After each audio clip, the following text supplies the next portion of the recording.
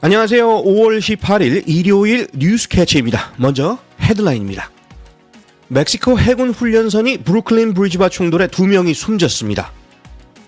팜스프링스 브림 클리닉에서 폭발이 발생해 FBI가 테러 여부를 수사 중입니다.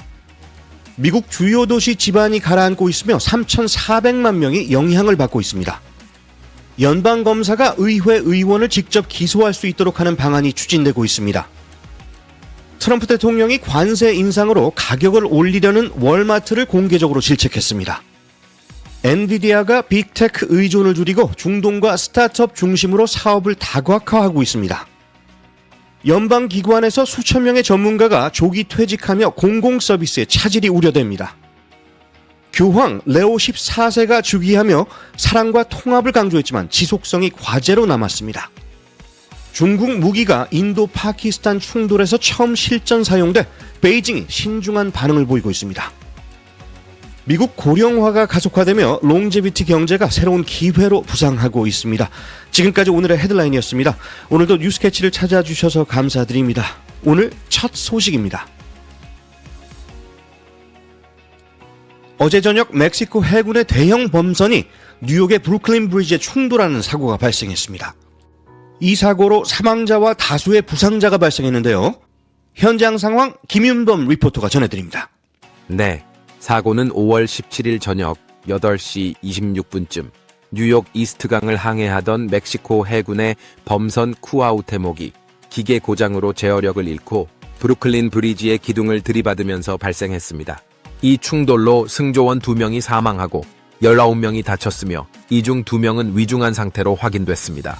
당시 배에는 총 277명이 탑승 중이었습니다. 이 범선은 어떤 배였고 사고 당시 상황은 어땠나요? 쿠아우테목은 40년 전 스페인에서 제작된 멕시코 해군의 3대 범선 중 하나로 훈련 및 외교 친선 임무를 수행해왔고 최근에도 일본, 한국 등지를 방문한 바 있습니다. 사고 당시 배는 조명이 화려하게 켜져 있어 시민들 사이에서 주목을 받고 있었지만 브레이크가 걸리지 않은 채 다리 기둥에 천천히 부딪히며 돛대 2개가 부러지고 선체 일부가 크게 파손됐습니다. 다행히 브루클린 브리지는 큰 구조적 손상은 없었고 예비 점검 후 밤 사이에 재개통됐습니다. 사고 원인에 대한 수사도 진행 중이고요? 네. 현재 미국 연방교통안전위원회 NTSB가 조사를 착수했으며 멕시코 해군도 현지 당국과 함께 충돌 원인을 분석 중입니다. 이번 사고에 대해 멕시코 대통령은 불행한 사고라며 유감을 표했고 뉴욕 시의원은 매우 무책임하고 부주의한 사고였다고 비판했습니다. HTC 뉴스캐치 김윤범이었습니다. 안타까운 사고입니다. 관련 소식 더 들어오면 전해주시죠. 김윤범 기자 잘 들었습니다.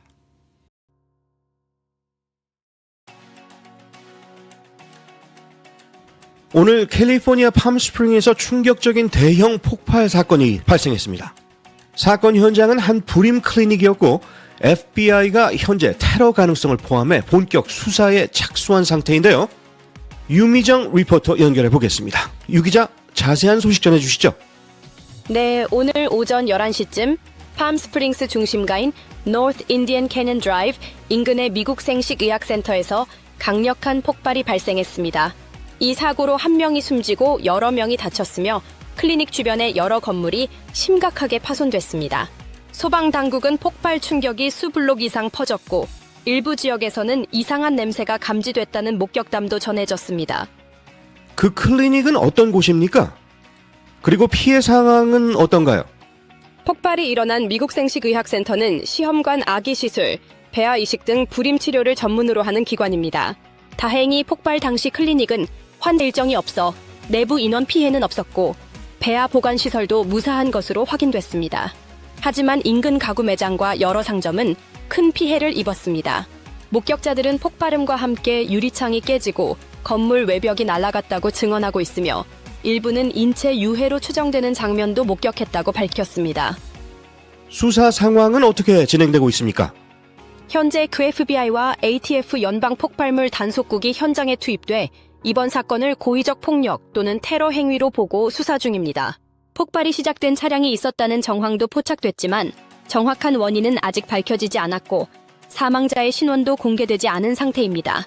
연방 검찰도 이번 사건에 대해 공식 수사 착수를 발표한 만큼 팜스프링스 지역의 치안 불안감은 한동안 계속될 수 있다는 전망이 나오고 있습니다. HTC 뉴스캐치 유미정이었습니다.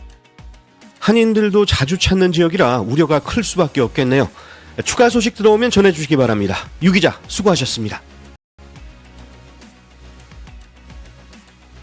미국 LA, 뉴욕, 시애틀 등 28개 대도시에서 지반이 매년 2mm에서 10mm씩 가라앉고 있는 것으로 밝혀졌습니다. 휴스턴은 연 20mm 이상 침하되며 가장 위험한 지역으로 꼽혔고 전체 인구의 10%인 약 3,400만 명이 침하 영향권에 있는 것으로 나타났습니다. 원인은 지하수 남용과 기후변화로 인한 가뭄으로 침하는 도로, 교량, 공항 등 도시 인프라에 치명적 손상을 줄 수 있다는 경고가 나왔습니다.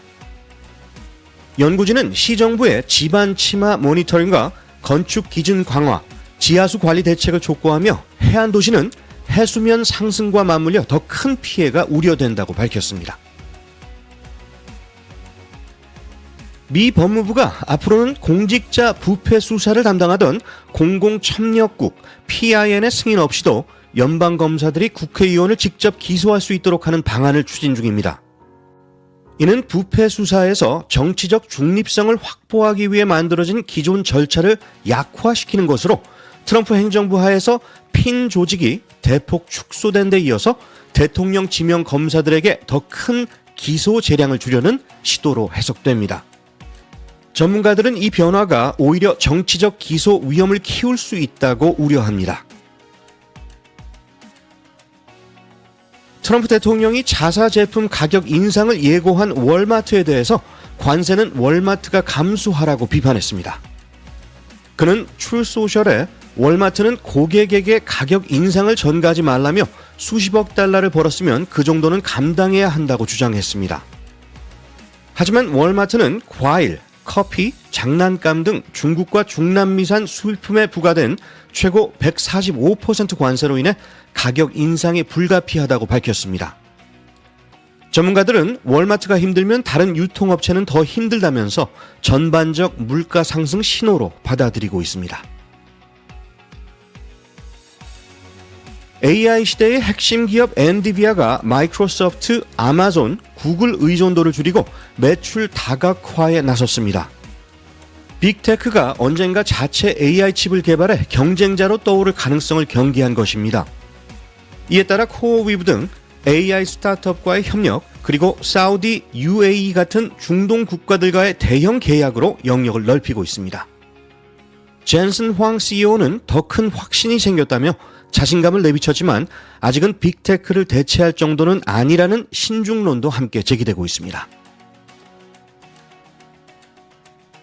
트럼프 행정부가 대규모 조기 퇴직을 유도하면서 NIH, FAA, 재무부 등 주요 연방기관에서 수천 명의 베테랑 공무원이 대거 떠나고 있습니다. 이 중에는 40년 이상 근무한 전문가들도 포함되어 있으며 많은 이들이 해고 위험이나 정치직 전환 우려로 스스로 퇴직을 선택했습니다. HUD, IRS, 교통안전국 등 핵심 부처들도 기관별 지식과 경험이 축적된 실행자들을 잃고 있다는 경고가 나옵니다. 교황 레오 14세가 사랑과 통합, 다양성의 공존을 강조하며 분열과 증오의 시대를 극복하자고 외쳤고 우크라이나를 지지하며 러시아의 침공을 제국주의적 침략이라며 강하게 비판했습니다. 전통 복장과 라틴어 사용으로 보수층의 지지를 얻는 한편 이민자와 약자를 위한 메시지로 진보 진영에도 공감을 이끌어내고 있습니다. 첫 주일 축복식에는 15만 명이 몰리며 높은 관심을 증명했지만 전문가들은 이 열기를 유지하려면 지역 교회가 보다 환영하고 참여를 유도하는 변화가 필요하다고 경고합니다.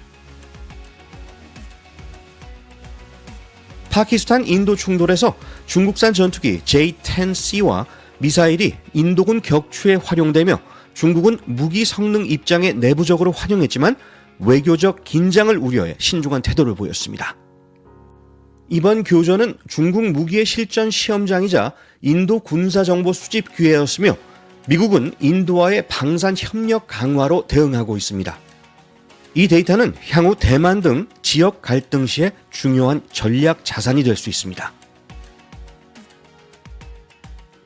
앞으로 5년 내 미국 인구의 20%가 65세 이상이 될 것으로 예측되며 고령화가 사회복지에 부담을 줄 수 있다는 우려와 함께 롱제비티 경제가 새로운 시장으로 주목받고 있습니다.